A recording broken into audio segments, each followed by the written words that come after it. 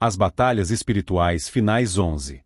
Um grande mal do tempo do fim é o engano que se espalha por todas as partes do mundo e que leva muitos a darem crédito à mentira por falta de amor à verdade. 2 Tessalonicenses 2 versos 9 a 12.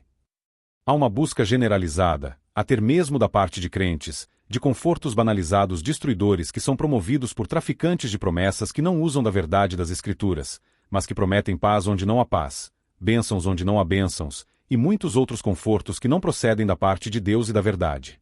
O remédio amargo da verdade das Escrituras é o único que cura nossos males da alma e do espírito. Os consolos baratos e falsos destroem e matam. Nem mesmo as bênçãos que recebemos da parte de Deus são suficientes para garantir uma alegria e paz permanentes, senão somente a pessoa do próprio Jesus operando em nosso coração. Muitos se encontram perplexos, desorientados, e até mesmo estonteados com toda a perversidade, maldade e corrupção quase geral que existe presentemente no mundo, só que são poucos os que conseguem rastrear a fonte de todo este mal até a sua origem, a qual se encontra nos principados e potestades das trevas, que são os reais senhores do mundo de trevas. Não podemos combater eficazmente um inimigo se não conhecermos os seus modos de operar e ardis, e isto se aplica especialmente a Satanás. O apóstolo afirma que não desconhecia os seus ardis, de maneira que podia discerni-los e se prevenir deles, para não cair nos mesmos.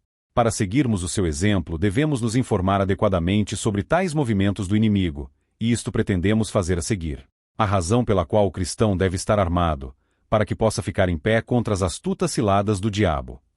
Estas palavras apresentam-nos a razão pela qual o soldado cristão deve estar completamente armado, para que possais ser capazes de resistir às astutas ciladas do diabo. A força deste argumento reside nestas duas particularidades ou ramos. Primeiro, o perigo, se desarmado. O inimigo não é desprezível, nem menos que o diabo, posto fora como um engenheiro astuto por suas artimanhas e estratagemas. Em segundo lugar, a certeza de enfrentar todo o seu juízo e astúcia, se estivermos assim armados. Como não há pé sem armadura, não há medo de cair nas mãos do demônio se estivermos armados. O perigo, se desarmado. O inimigo do santo é o diabo, descrito por suas artimanhas, propriamente, os métodos de Satanás. A palavra grega significa a arte e a ordem que se observa ao lidar com um ponto. Dizemos que tal é metódico. Agora porque mostra engenhosidade e agudeza de espírito para compor um discurso, pois é transferido para expressar a sutileza de Satanás, em elaborar seus planos e estratagemas, em seus preparativos para a guerra contra o cristão. De fato, o soldado experiente tem sua ordem tão bem quanto o erudito, há método na formação de um exército, bem como em estruturar um argumento. A nota que está diante de nós é a doutrina, que o diabo é um inimigo muito sutil. O cristão é mais ameaçado por sua política e habilidade. Ele é chamado de velha serpente, a serpente sutil acima de outras criaturas, uma velha serpente acima de outras serpentes. Satanás era muito astuto para o homem em sua perfeição, muito mais agora em seu estado caído, que ele obteve em seu entendimento, pela queda de Adão. E como o homem perdeu, Satanás ganhou mais e mais experiência. Ele perdeu sua sabedoria, de fato, assim que se tornou um demônio, mas, desde então, ele aumentou seu ofício. Embora ele não tenha sabedoria suficiente para fazer o bem a si mesmo, ainda ele tem sutileza suficiente para ferir aos outros. Deus nos mostra onde está sua força, quando promete que ferirá a cabeça da serpente, a sua cabeça esmagada, e ele morre logo.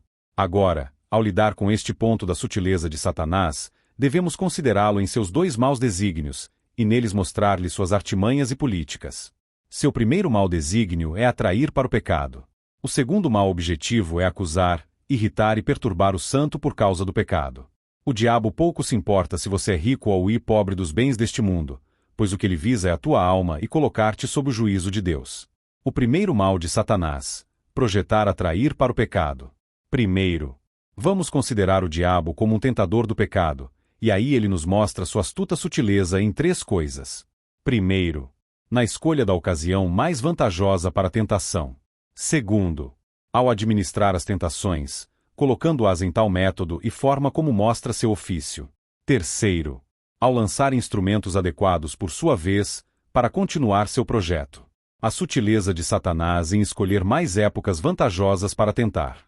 Primeiro, Satanás mostra sua sutileza ao escolher as épocas mais adequadas e vantajosas para a tentação.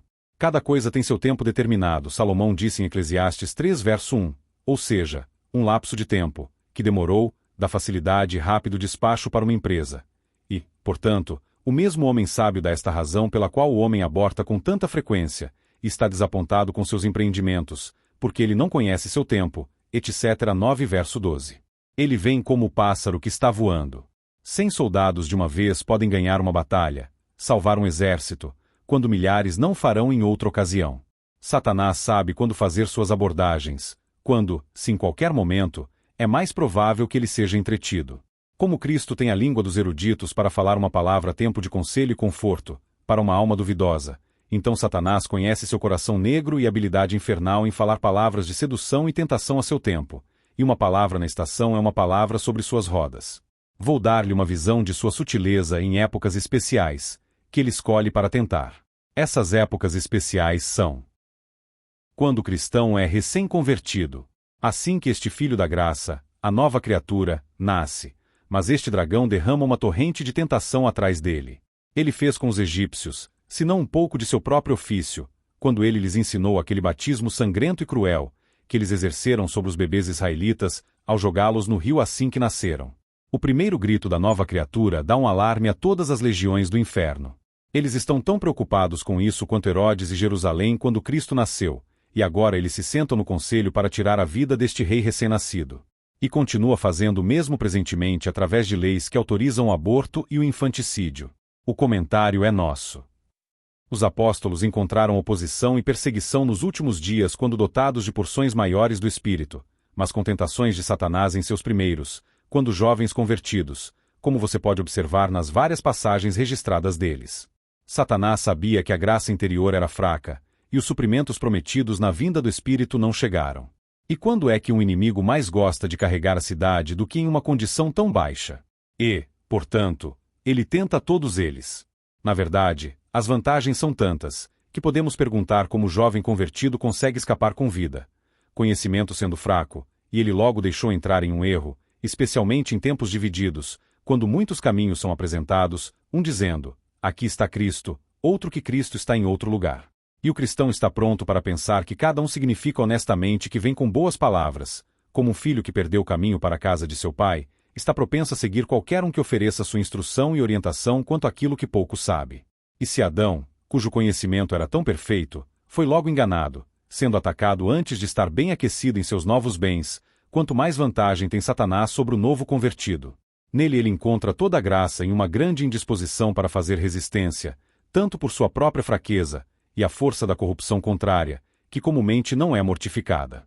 Isso faz agir com mais dificuldade e mistura, como em um fogo recém-aceso, onde a fumaça é mais abundante do que a chama.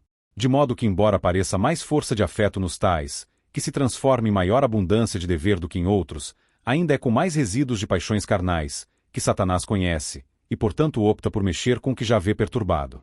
Por isso somos exortados a crescer na graça e no conhecimento de Jesus, para que estando amadurecidos na prática do amor, da paciência e do perdão, possamos superar as muitas investidas que o diabo faz para nos colocar em espírito de mágoa e amargura até mesmo com nossos entes amados. Uma outra temporada é quando o cristão é assediado por alguma grande aflição, está em uma via cega ou um lugar solitário, adequado para este ladrão para pedir sua bolsa. Um capitão experiente primeiro se esforça para fazer uma brecha no muro e, em seguida, cai invadindo a cidade. Satanás primeiro obteve permissão de Deus para enfraquecer Jó em sua propriedade, filhos, saúde e outros confortos que ele tinha, e agora o leva à impaciência, e o que não? Ele permite que Cristo jejue 40 dias antes, e então ele cai em seu trabalho. Como um exército permanece até que um castelo seja comprimido para a provisão interior, e então envia uma negociação, nunca mais provável de ser abraçada do que em tal situação. A tentação vem forte quando o caminho para o alívio parece estar através do pecado que Satanás está cortejando. Quando alguém é pobre, Satanás vem, o quê? Murchar e morrer de fome em vez de pular a cerca e roubar para o seu suprimento? Isso é o suficiente para colocar carne e sangue para funcionar. Outra ocasião para a investida do inimigo é quando o cristão está envolvido em algum empreendimento notável para a glória de Deus. Satanás estará como uma serpente no caminho, uma víbora no caminho, que morde os calcanhares de seu cavalo, de modo que seu cavaleiro cairá para trás. Assim ele ficou à direita do sumo sacerdote Josué para resistir a ele. A mão direita é a que trabalha, e sua posição ali implica desejo de impedi-lo em seu empreendimento. Na verdade, o diabo nunca foi amigo do trabalho do templo e, portanto, esse trabalho é uma tarefa muito longa. Que bela desculpa ele apresentou aos judeus, o tempo não chegou. A hora de Deus era vinda, mas não para o diabo, e, portanto, ele os ajuda a esta mudança pobre. Esdras 1, 2, 6 e 8, pervertendo o sentido de providência como se não fosse o tempo, porque eles eram tão pobres, considerando que eles não prosperaram melhor porque eles foram logo sobre o trabalho, como Deus lhes diz claramente. Paulo e Barnabé tinham um desígnio sagrado em seus pensamentos, para visitarem os irmãos em cada cidade e fortalecerem sua fé. O diabo sabia que golpe isso poderia dar ao seu reino. A visita deles pode atrapalhar seu circuito, e ele desperta uma diferença infeliz entre os dois homens santos, que ficam tão esquentados que se separam nesta tempestade. Atos 15 versos 36 a 39. Houve dois períodos notáveis da vida de Cristo, sua entrada e saída, sua entrada em seu ministério público em seu batismo e sua conclusão em sua paixão, e em ambas temos o diabo encontrando ferozmente.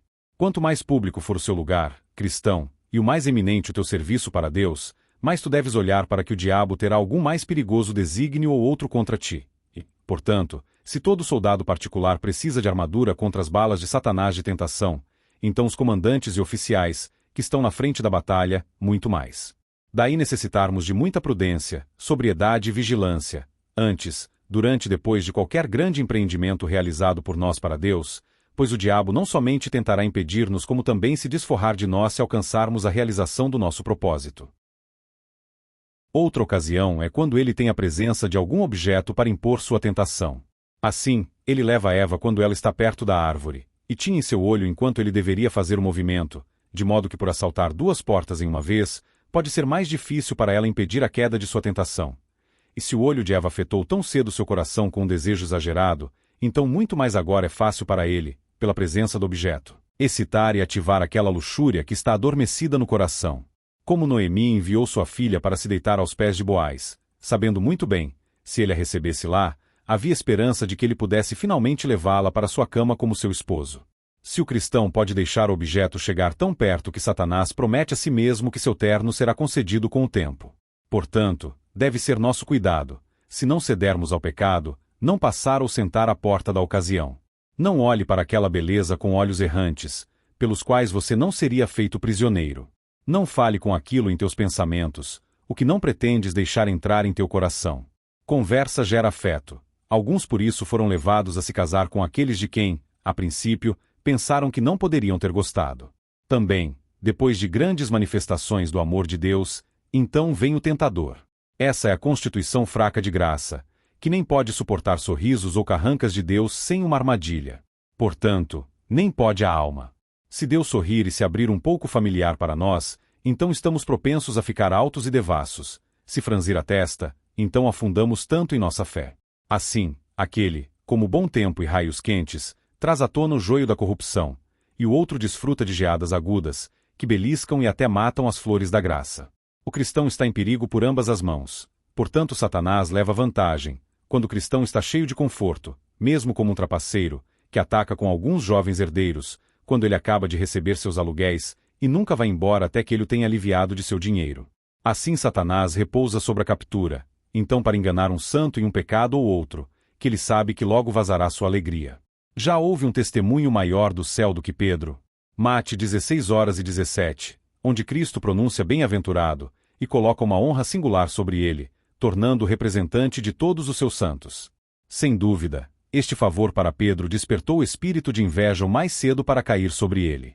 Se o casaco multicolorido de José fez os patriarcas conspirarem contra ele, seu irmão, não é de admirar que a malícia levasse Satanás a mostrar seu rancor, onde Cristo havia colocado uma grande marca de amor e honra.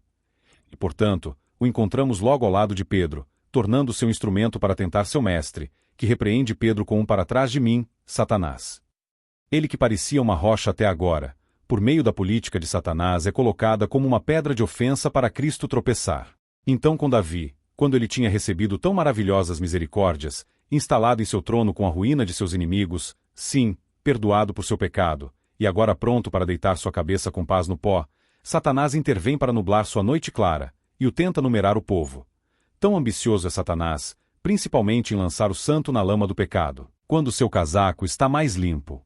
Outra ocasião é na hora da morte, quando o santo está caído e prostrado em suas forças corporais, agora este covarde cai sobre ele.